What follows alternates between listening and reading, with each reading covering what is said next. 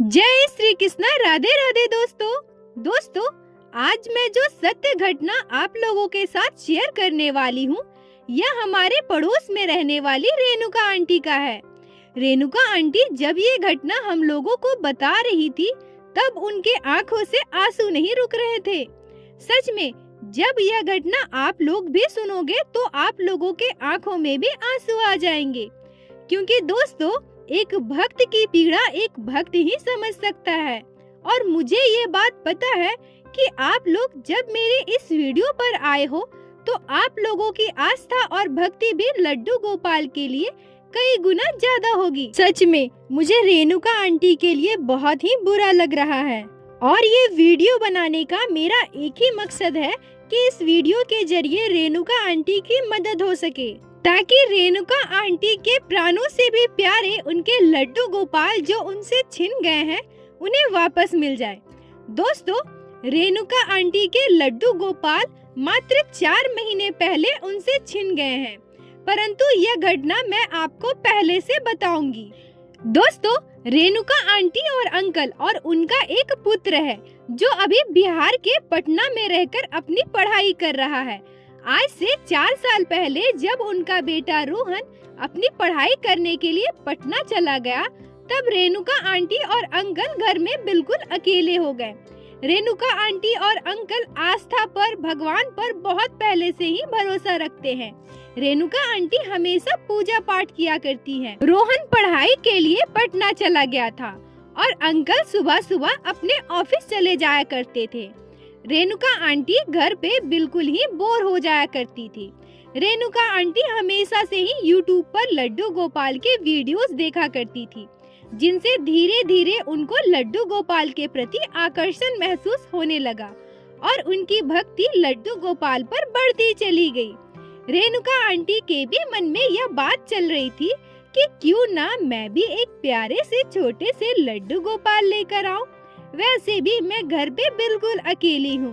अगर मेरे पास लड्डू गोपाल होंगे तो मैं दिन भर उनकी सेवा करूँगी, उनसे बातें करूँगी, उनसे लाड लड़ाऊंगी।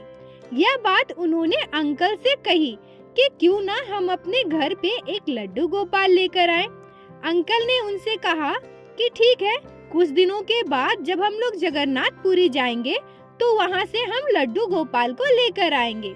दोस्तों यह बात तो मैंने अपने पिछले वीडियो में भी बताई है कि अगर हमारे दिल में लड्डू गोपाल के लिए सच्ची श्रद्धा और सच्ची भक्ति है तो लड्डू गोपाल स्वयं ही हमारे पास आ जाते हैं। इधर आंटी और अंकल ने सोचा ही था कि लड्डू गोपाल को कुछ दिनों के बाद जगन्नाथपुरी से लेकर आएंगे।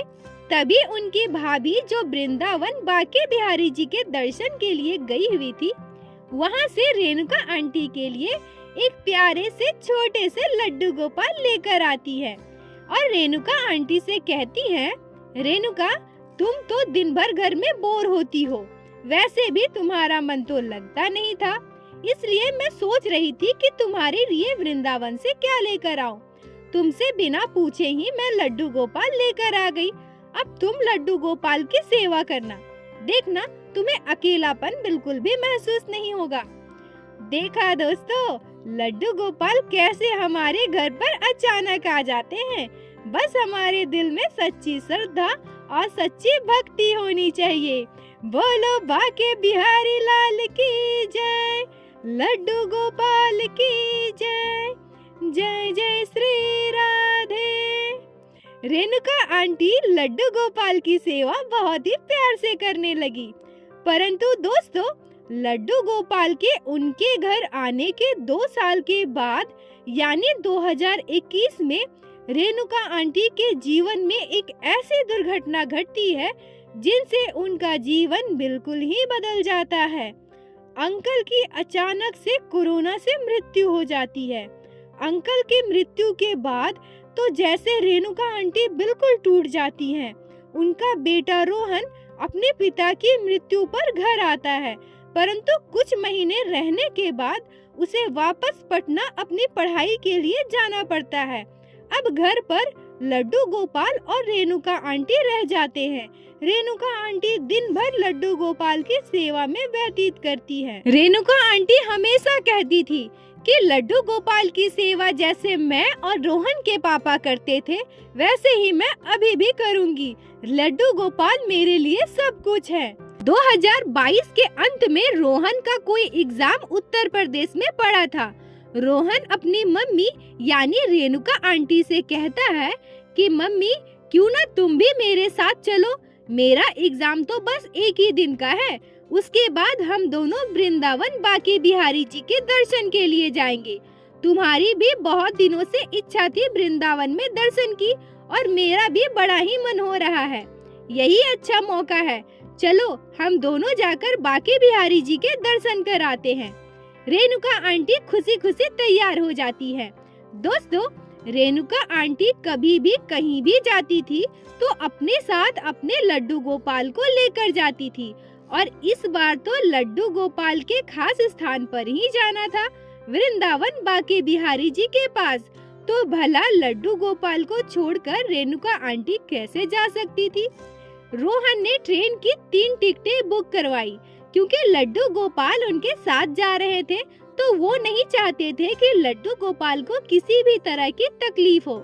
निर्धारित समय में वो लोग ट्रेन में बैठ जाते हैं क्योंकि रोहन एक दिन पहले ही शाम को पटना से घर वापस आया था और अगले सुबह की उनकी ट्रेन थी वृंदावन के लिए, तो इस वजह से रोहन बहुत ज्यादा थका हुआ था। ट्रेन में चढ़ने के कुछ देर के बाद रोहन अपनी मम्मी यानी रेणुका आंटी से कहता है कि मम्मी मुझे बहुत नींद आ रही है, मैं सो जाता हूँ। रेणुका आंटी कहती है कि ठीक है, तुम सो जाओ। थोड़ी देर के बाद रेणुका आंटी को भी बहुत आलस सा आने लगता है। रेणुका आंटी अपने लड्डू गोपाल को एक टोकरी में रखकर ले गई थी। वह अपने गोपाल से कहती है कि गोपाल, मैं थोड़ी देर के लिए सो रही हूँ, आप भी थोड़ा सा आराम करो। लड्डू गोपाल की टोकरी को अपने हाथों से जोर से पकड़कर रेणुका आंटी सोने लगती है। कुछ देर के बाद जब उनकी आँख खुलती है तो वो देखती है कि शाम होने वाली थी। वो सोचने लगती है कि अरे, मैं तो बहुत देर सो गई, अब तो शाम होने वाली है और मुझे अपने बाल गोपाल की आरती भी करनी है, उनको भोग भी लगाना है। पर जैसे ही रेणुका आंटी लड्डू गोपाल की टोकरी की तरफ देखती है तो उनके तो होश ही उड़ जाते हैं। रेणुका आंटी देखती हैं कि उनके टोकरी से उनके लड्डू गोपाल गायब है। रेणुका आंटी जोर से चिल्लाती है और रोने लगती है। तभी रोहन ऊपर की बर्थ से नीचे उतरता है और आंटी से पूछता है कि मम्मी क्या हुआ, आप रो क्यों रही हो। रेणुका आंटी कहती है कि रोहन देखो ना, लड्डू गोपाल कहाँ है, तुम्हारे भाई कहाँ है।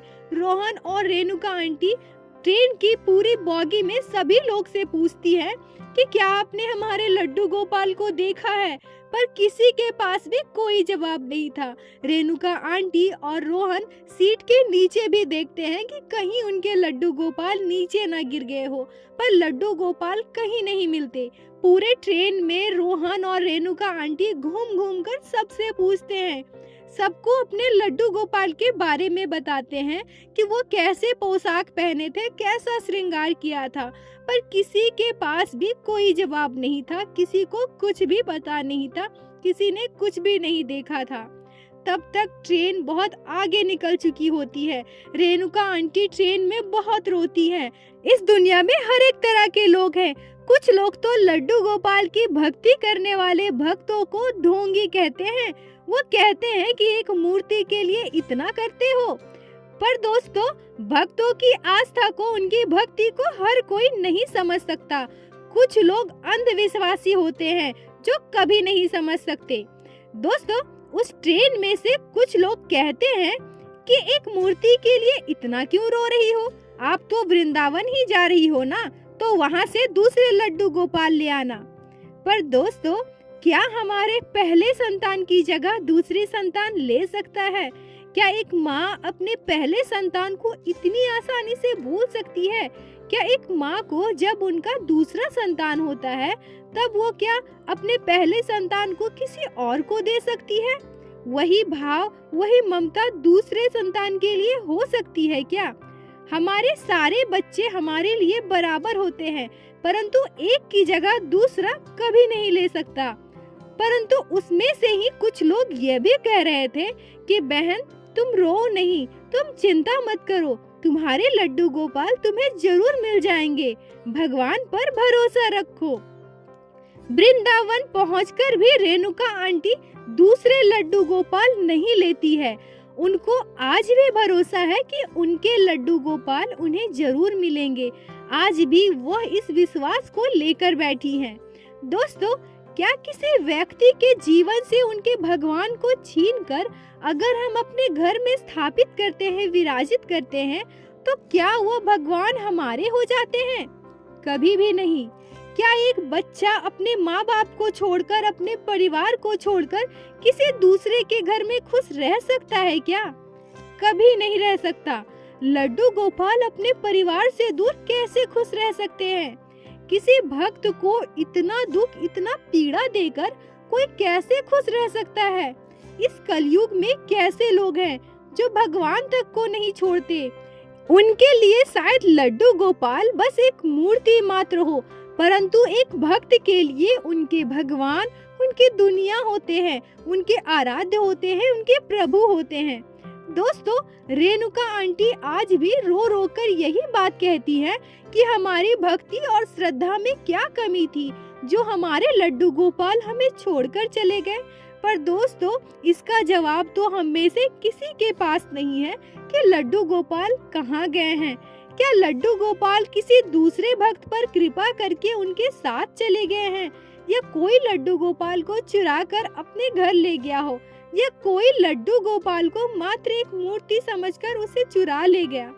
दोस्तों, वजह चाहे जो भी हो, रेणुका आंटी आज भी ये आस लिए बैठी है कि उनके लड्डू गोपाल एक न एक दिन अपनी मैया के पास जरूर वापस आएंगे और उनके आंसू व्यर्थ नहीं जाएंगे।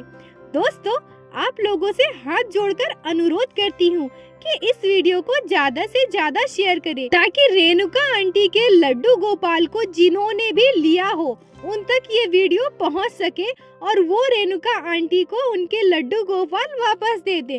दोस्तों, हमें नहीं पता कि रेणुका आंटी को उनके लड्डू गोपाल वापस मिलेंगे भी या नहीं, पर रेणुका आंटी आज भी अपने लड्डू गोपाल के लिए आंखों में आंसू लिए इंतजार कर रही हैं।